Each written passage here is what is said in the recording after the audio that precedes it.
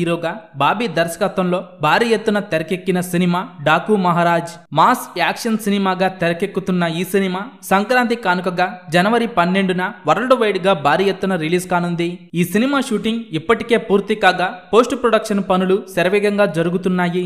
ఇక తాజాగా ఈ సినిమా నుండి మేకర్స్ అయితే అదిరిపోయే అప్డేట్ ఇచ్చారు. ఈ సినిమా నుండి మరో 3 రోజుల్లో ట్రైలర్ రిలీజ్ చేయాలని ప్లాన్ చేస్తున్నారు.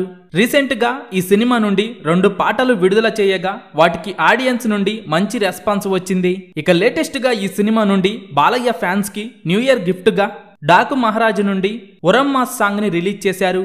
ఈ సాంగ్ కూడా మంచి రెస్పాన్స్ ని సొంతం చేసుకుంది.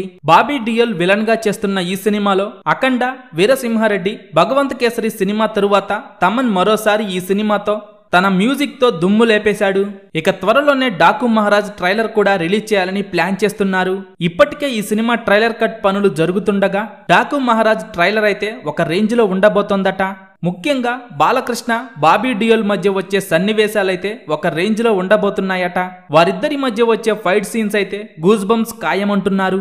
డాకు మహారాజ్ భారీ ఎత్తున జనవరి 12న రిలీజ్ కు సిద్ధమవుతుండగా సినిమా రిలీజ్ తరువాత భారీ రికార్డులు క్రియేట్ చేయటం ఖాయంగా కనిపిస్తోంది. డాకు మహారాజ్ సినిమా మొదటి రోజు ఎన్ని కోట్లు వసూలు చేస్తుందని మీరనుకుంటున్నారో కింద కామెంట్స్ రూపంలో చెప్పండి.